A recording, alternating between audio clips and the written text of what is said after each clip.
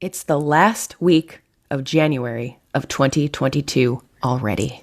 I thought 2022 just started. Yeah, welcome to how everyone's probably feeling at this point.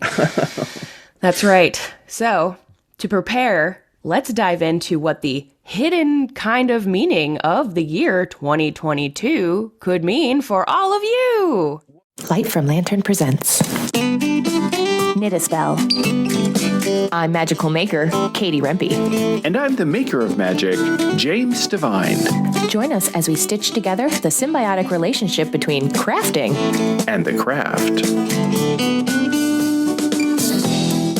Whoa. For all of you numerology nerds like myself, if you add up the year 2022, which is a 2 plus a 0 plus a 2 plus an additional 2, you equal to 6. And 6 has a whole background of numerology meaning. It's my favorite number. What? I know that's weird. So when I was a kid, I used to think that each of the numbers had a personality. Like, I know this is weird, but when I was a kid, there were certain numbers that were really friendly and certain numbers that were less friendly. And I just had sort of like, I thought they had a facial expression. Like for some reason, like they didn't really have a facial expression, but each of the numbers had sort of they were nice or they were not so nice, and they were indifferent. I've never really said this before to anyone. Anyway, it's really interesting. So 6 had the friendliest disposition. And so I really loved the number 6 because it was like the friendliest personality. And I just loved that number. Interesting. Isn't that weird? Is that strange? I feel for this because while I've never really thought about that, for some reason the number 4 has always been fairly off-putting for me. Why though? I never really got along with 9s or 7. Oh. Like 9 and 7 were difficult. Like kind of, 8 was a little bit much. But 6 was like super friendly. I always felt like 6 was friendly and easy. 6 was always going to be your friend. Helpful, friendly, kind, loving, sort of maternal feeling. It was always like, I got you. And I always felt like it was giving me a hug because I felt like there was that arm up at the top that was going to wrap around you like a friend. Oh, I love that. So how did you find it like showing up for you? Well, I loved that number so much that whenever I would have an email, so most of my emails, if I needed a number after my email, I would put 222 after it. So all your passwords are password 222. Oh, right. Yeah, no, actually. But that's good. I would often incorporate I don't have this email anymore, but my old email from AOL was jdog06. Oh, right? Cool. Or I would always do like Jimmy222 or like whatever. I would always put that 222 or the 06 or something like that with all of my things. And like my best friend at the time, he would always do 333 because that was his thing. And I was like, oh, I really like 6. So mine's 222. So isn't that funny? I love that. It's a magical number in a lot of ways. Let's talk about it because I'm fascinated with, I remember getting freaked out one time about 9s and how the mathematics of 9s work. When you think about like 8 plus 1 is 9. And like when you start to think about like any number is 9. All the numbers might add up to 9 and you kind of freak yourself out. But you have some like 6 is also kind of magical. So tell me about that. Why is 6 magical? Well, mathematically. In our research for this episode, I discovered because math, as someone who is kind of like dyslexic with numbers, is not always my friend. So I was fascinated to realize that 6 is the first perfect number in mathematics. So that means that 6 is both the sum of its product and of its factors. So for example, if you add 1 plus 2 plus 3, that equals 6. Also, if you multiply 1 times 2 times 3, that also equals 6. What? I never realized that before. So, wow. Adding 1, 2, and 3, or multiplying 1, 2, and 3, you still end up with 6. That's a trip. Yeah, so perfect numbers are known for being both harmonious and stable, which is the main characteristic of the number 6 in numerology. It's associated with responsibility and domestic affairs a lot of the time, and balance, choices. Whoa, Yeah. that's a trip.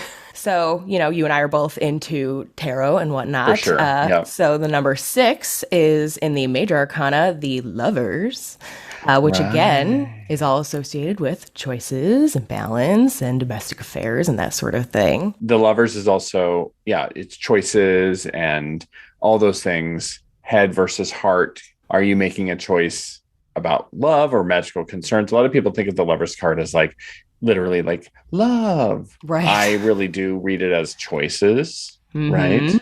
Yep. And it's funny that would be the 6th card, because if it's choices, then maybe these particular choices around 6 are when you need to trust your gut, right? When you need to trust your 6th sense, right? Which happens to be a 6th right. sense. Your 6th sense. Yeah. Well, I think it's interesting that also, if we think about the tarot, the 15th card, or card number 15, is the Devil. And that is also related to the Lovers, because it's a 6. Yes. If you add 1 and 5. And there's also 2 figures in the classic Rider-Waite, or even in several of the images. You have the 2 lovers that are then chained to their addiction, or you have these, or did your choices lead you down a road of addiction or of overconsumption or other things? And so making the right choice, or then choosing to leave, because there's a lot of that sort of like, you can choose to leave a bad situation. There's a lot of choice, a lot of interesting ideas about the Devil. So the Devil as another card that is sort of related to 6, although we have to reduce it down, 1 and 5.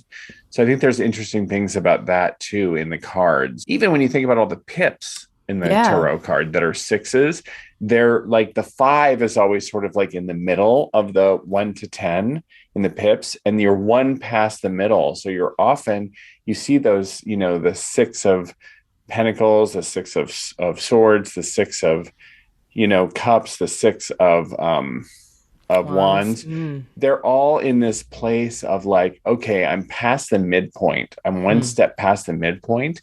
And a lot of times they're on the favorable side of like, I'm making progression. Right. If you think about those images. I'm not in this in between space. I'm moving my, like you said, like the midpoint check-in.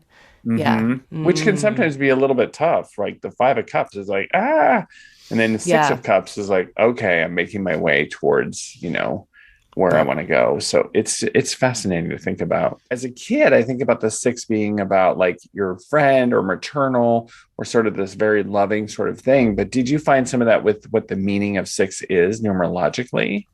Well, as a fun side note, for anyone who watched Blossom in the 90s, or whenever it was, 80s, whatever, the best friend of Blossom, her name was 6. Hey! And now I'm wondering, like, was that on purpose? So, some like numerology nerd was like, let's literally make her best friend 6. So that's kind of funny that you're like, oh, it's the friendly number. 6 is also a symbol of Venus, which makes sense because that, again, is the goddess of love. And for a lot of people, 6 is a lucky number. So it's the highest number on the dice, which is, again, I didn't kind of consider that before. I never thought about that. But yeah, you're like rolling. I want to roll like, some games. Right, yeah.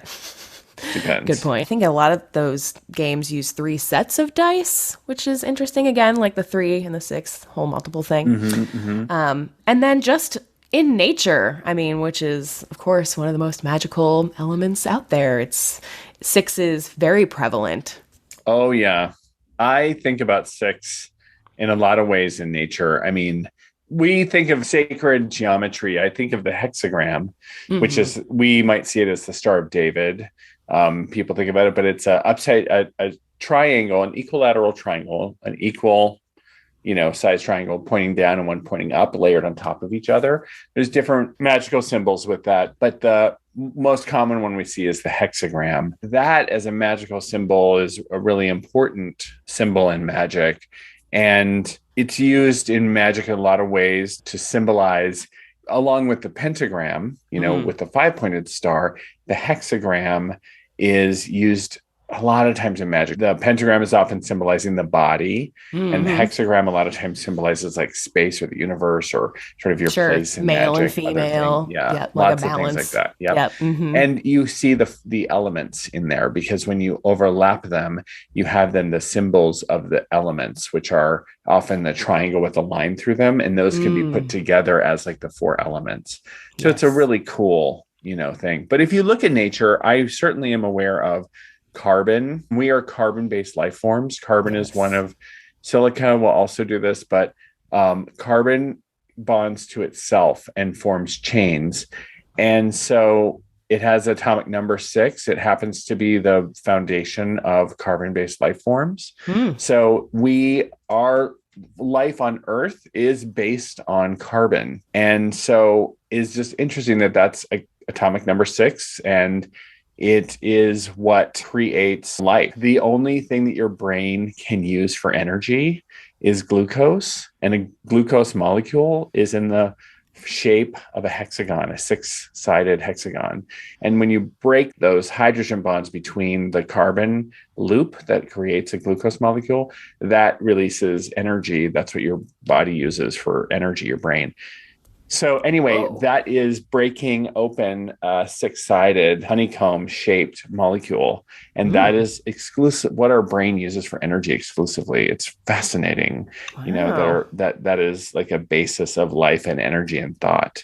So in some ways, our ESP and our thoughts and the way our brain works is really using a 6-sided molecule from atomic number 6 carbon. And that's something that I'm like, oh, you're reminding me. I mean, you put something in the notes for our show, and then it's reminding me of like, oh, right, I forgot in chemistry, there's all this cool stuff around like carbon being, atomic number 6, and how it will loop together in these 6-sided, molecules that we know as glucose. I wonder, so 6 seems like a very efficient number, right?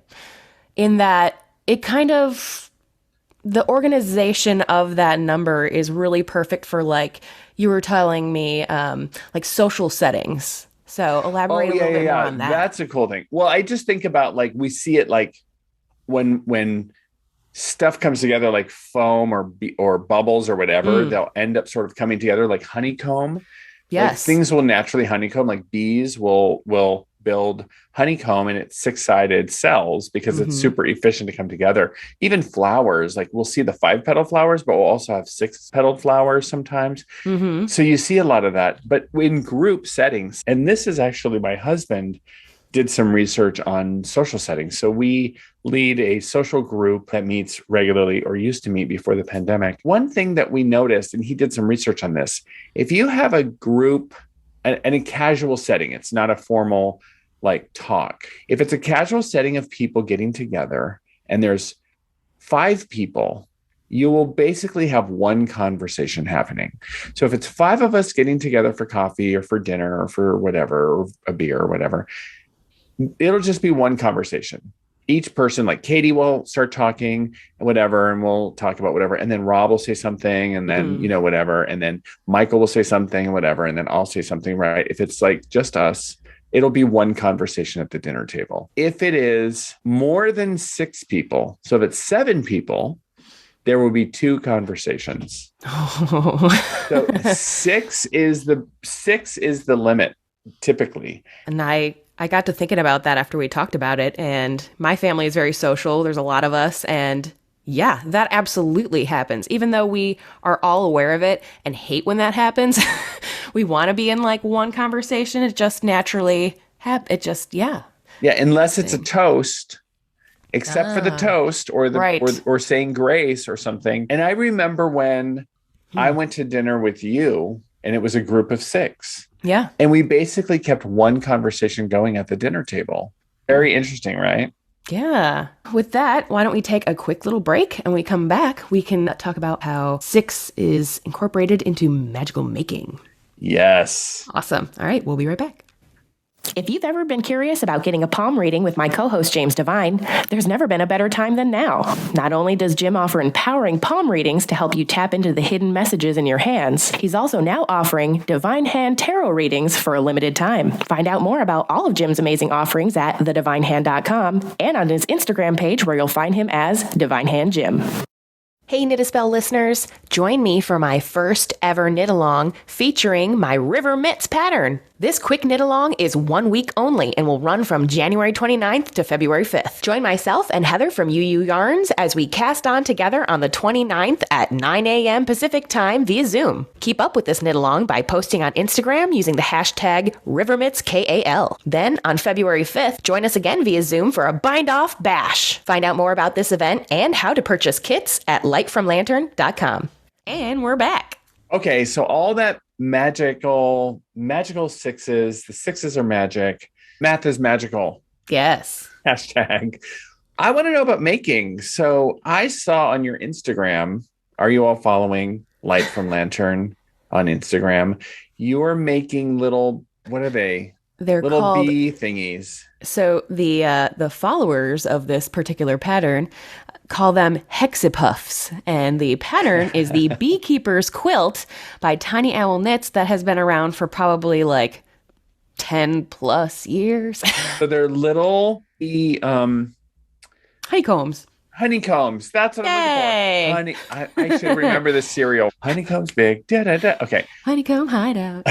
So the little honeycomb shaped knit little puffs. They are little Yes. puffs. Yeah. They are the cutest. And so I keep seeing you knit them and knit them and knit them as these little puffs. And then they just sort of gather, kind of like tribbles from Star Trek. Like they keep. Yes. And then eventually, what are you going to do? Sew them together and make a little quilt? Yeah. Like the And cutest quilt ever? Oh, there have been some examples that have actually been finished by people who are much more productive than I am, that they go all out. They put little, scented things in there, like good little witches, making them like little mojo bags and things, and do little, I was like, oh, I could do sigils as like applique on the top, My home mind is totally different from me 10 years ago. So I'm like, oh, these are little magic puffs now. But where the real magic comes in is like when you're done with like the 500 of them or whatever you're going to make, is laying them all out and remembering like, oh, you can put them anywhere because the shape works anywhere. It fits everywhere. Magic shape. Because they're The honeycomb. hexagon, yes. Yeah, the hexagon. Exactly. And that means you can also arrange the colors. So if you want to do an ombre, if you were doing them in different colors, you want to sort of do an ombre color, or you want to just do it like random. So that's a way to use something that's six-sided. And how cool to be able to like turn it in any direction. The possibilities are endless with that.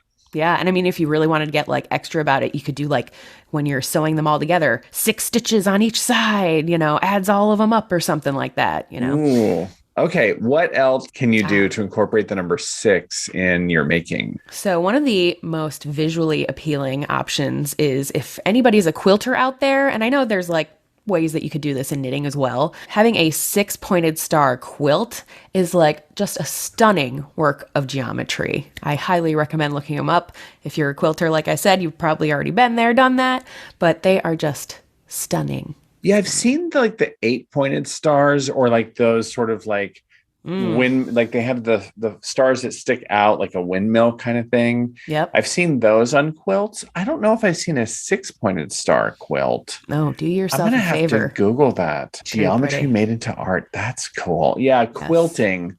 Quilting is a great. I mean, some of the quilts, when we go to the Washington State Fair and we look at the quilts, that is art. I mean, gee whiz. Okay, are there other ways to incorporate 6? Because I think I know one. I think that my husband is a crocheter, and he's got this kit with all of these crochet hooks. And I think the crochet hooks are numbered. Hey, yes. Is that true? And is this true of knitting needles also? They're numbered. Indeed. So I bet you I could probably get like a number 6 knitting needle or number 6 knitting needle, right? Yes, absolutely. Yes. I don't know whether what it's- size I have. Well, the fun thing is, depending on if it's a needle or a hook or whatever, you could be going off the millimeter size. So maybe what you're going to use is a 6 millimeter, which is like the actual circumference of the tool. Or maybe you're using like, quote, a US 6 needle, which doesn't have anything to do with the millimeter size necessarily. Why would it? Why would Like it? pants. Yep. Sorry. So, there's fun ways to think about it there. You could feature like 6 sections of color work. You could have a 6-stitch repeat. You could have your cast on number be a multiple of 6.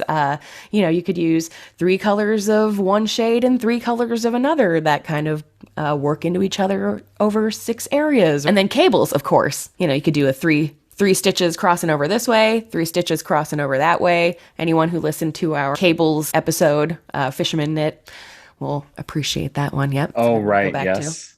Well, I hope everyone takes this year of the number 6, can embrace this idea and this aspect of love and friendliness and, the number 6, incorporate into your magic, both in making and in your craft with a capital C and your craft with a lowercase c, and see what comes about and let us know. But there's something else we wanted to talk about. So I hear you went on a trip. You went skiing, didn't you? Over in Bend, Oregon. Tell us what you found. Was there a yarn store or something? Is that right? So like many people who are into yarn, you can just sense when you're near a yarn store. Didn't realize there was actually a yarn store in Bend, Oregon when we were going out skiing last weekend, but I found one. And when I went in, imagine my surprise when they had the yarn tarot deck waiting for me. What? There's a yarn tarot deck. I mean, there's got to be a tarot deck for everything. I bought the pasta tarot, which oh my God, the pasta tarot. Yes. I'm super excited about that to show up one day. A yarn tarot. I think that might be perfect for our podcast. Okay, where did you find this? What's the name of the All right, so it came from Wool Town, in Bend, Oregon. Wool Town. Okay, is Bend cute? Oh my gosh, Bend is so cute. I didn't want to leave. So I thought it would be fun to do a little unboxing of it live. Yay! I know, right? So it was published by Sixth&Spring, which is the people who do like Vogue knitting and that sort of thing. Soho Publishing. It's actually like people in the knitting industry. Okay, so not published by magical people, published by knitting people. Yes, exactly. That's cool. Okay, be careful with that thing. So Katie is currently using an X-Acto knife. Yes. To open. I have faith in you as a crafter. I have less faith, but appreciate your support. I can already tell that this is in a really decent box. It's not a tuck box. Yep. Dun-dun-dun. Yeah. It's, hear that? Yep, that's good. It's not someone coming to the door. That's your new tarot deck. Ooh, oh, I love this. So you pull the bottom out. Whoa. Yes. Oh. Ooh, and there's a pentacle there. That's fun. That's cool. Knitting needles on the side. Spindles. Drop spindles. Oh. Crochet hooks. Okay. I bet these are the... we're open-minded. Perhaps these are the, like this is pentacles, obviously. Oh, it's weaving. It's woven. I see. So those are the suits. So we've got pentacles. Yes. Let's see. Pentacles. Crochet hooks. Hooks. Spindles. And needles. Knitting needles. Oh, okay. Cute. Oh, and then inside you can see there's like a really nice hard book and then a hardcover book and cards. So the cards don't have like a gold edge or anything. Oh, the inside is printing. Ooh, it's pretty. That's on the cute. Inside. Talk about unnecessary. So nice. I love it. Secrets. I love the Easter eggs inside. Oh, yeah. Same on the other side, just saying. Oh, nice. Very nice. All right. So we'll look at the little hardcover book. Oh my gosh. What? This is what happens when a book publisher does tarot decks like a book publisher. I love this. That's amazing. This is the cutest little book I've ever seen. Oh my god! And actual pictures of each of the cards in the book. Yes, they're in black and white. Which, you expect that. Yeah. I guess. And then are all the pages have the gray bar at the top? Yep. Yeah. All the pages. Okay. Yeah. So very consistently laid out. That's very nice. Nice. Looks like lots of information. Oh, they have little spreads you can try. Wow. Oh, that one was for the year ahead. Wow. There's There's a lot of things. How Are to there do any the reading? yarn specific threads, like, the knit one, purl two spread, or the... Should be. Let's see. No. So there's an opportunity, huh? Okay. Very cool. So very That's detailed awesome. I little love hard book. that. So Hard book. So It's cute. great. All right. And then, ooh. So here's Okay, the the outside of the back. deck. It's blue and white. Very cute. I see it's got the 4 suits on there. Mm-hmm. Ooh. All right. Cardstock. Pretty good. Pretty good. Not the thickest ever, but still pretty good. That's good. And nice slide. Yeah? It sounds rough. Well, I mean, I guess I've had a lot of playing cards that I've been playing with lately. So for me, they feel pretty slick because they're Yeah. not textured. So I would say they're matte, but not textured, which is Okay, nice. nice. So let's take a look at some of them. Let's see that Ooh, fool. here's the fool. Oh my God. do Of you course, think? the dog's wearing a sweater. Oh my gosh. And is the fool carrying a bag? Oh, yeah. That's a yarn bag full of yarn. Hmm. But of course, awesome. Well, I like how the fool is still carrying a flower. So Mm-hmm. there's that Rider-Waite-Smith iconography. Yep. Yeah, that's really cool. Mm-hmm.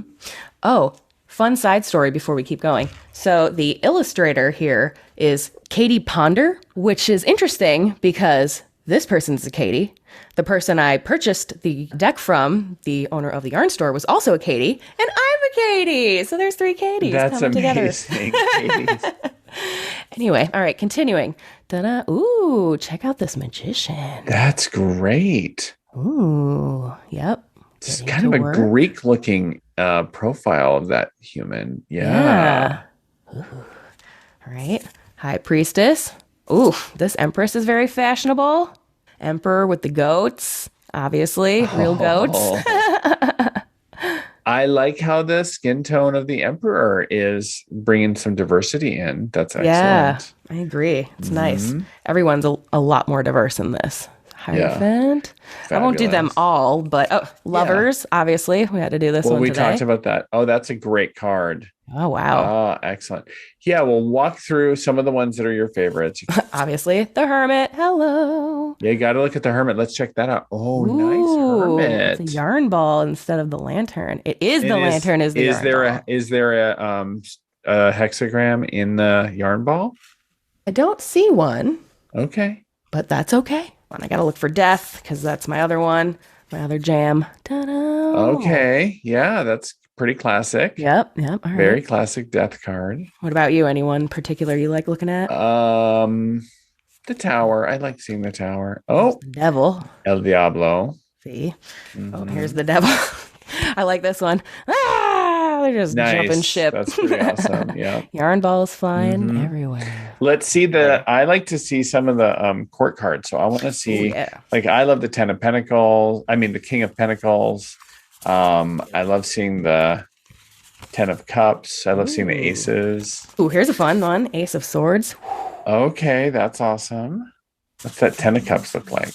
The cups are the spindles. I love this. Whoa, Beautiful. That's interesting. This might be my It's favorite. pretty joyful. Called Yeah. Rainbow. Ooh, it's really pretty. Is there a court card that you really love? Who do you relate with? You know, I always like the Queen of Cups. So, here we go. Yeah. Boom, wrapped in so much Nice. knitwear. I love this. Very nice. Yeah. What a cool deck. Gosh, yeah. So I'll give them a shuffle here, and then we can pull one as our advice for the week ahead. What do you think? Great. Sounds awesome. Ready for this? Yeah. Let's see how it goes. Oh, went right in.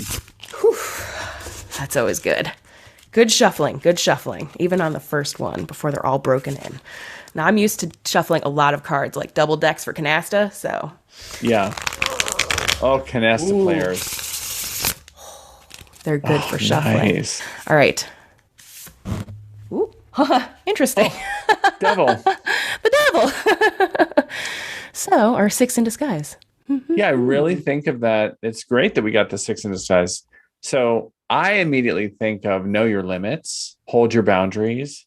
This is a lot of Saturn energy. We have a lot of, Saturn energy right now at this time of the astrology is Uranus square Saturn. We have a lot of that stuff happening. You can free yourself of your bonds. You have the freedom. The only thing retrograde right now is Mercury. So free yourself of your bonds and be free. What's your read on that card? Yeah, this is a great time to pull out any projects that are no longer serving you, readjust your attitude, I guess, on them. Like, it's okay if you don't want to do it anymore. Just free the needles, free your mind, release. Yes, exactly. So I think, giving yourself a break to kind of let things go. Do you have anything exciting coming up? Well, so this is the last week of January. What's coming up in February, our month of Not Magic? It's your last. Oh, yes, it is magic. Not Magic is coming up. We're going to have a lot of fun with Not Magic in February. I'm teaching Intro to Palmistry at the beginning of February. Ooh. This is a big week to sign up. So you'll see all of my subscribers got an email already to sign up. If you've subscribed to my email list, you got a special discount. If you have not signed up for my email, then you did not get that special discount, but you can still sign up on my website or you can see the promo on my Instagram, thedivinehand.com, or on my Instagram at divinehandgym. Intro to Palmistry, you can learn to read palms. It's super fun. It's a really fun class. Yeah. Yes. And then just a week after that, I'm going to do my intermediate palmistry course everyone's been begging for. So it's a 1-2 punch of Intro to Palmistry, and then everyone who's been waiting for the intermediate palmistry will finally get into that class. So, well, sign up for the newsletter so you don't miss out. You too will be obsessed with looking at people's palms after that, like I was. You loved it. Yes. I sure did. Awesome. Well, thanks everybody for listening and being with us each week. We love you, and feel free to send us an email, drop us a line. Yes, we love hearing from you. Yes. Awesome, guys. All right, Jim. Well, I look forward to February, our month of Not Magic? ? Of Not Magic. K with a K. That's right. I love it. All right. Stay tuned, everyone. We'll see you next week. Bye, Jim. Ciao. Bye. Thanks for listening, everybody. And don't forget, new episodes of Knit a Spell are conjured every Wednesday. Learn more at knitaspell.com and follow our Instagram page at Knit a Spell. If you have a quick second to support the show, feel free to drop us a review on iTunes or share this with a friend. Jim and I appreciate your support and look forward to seeing you next week.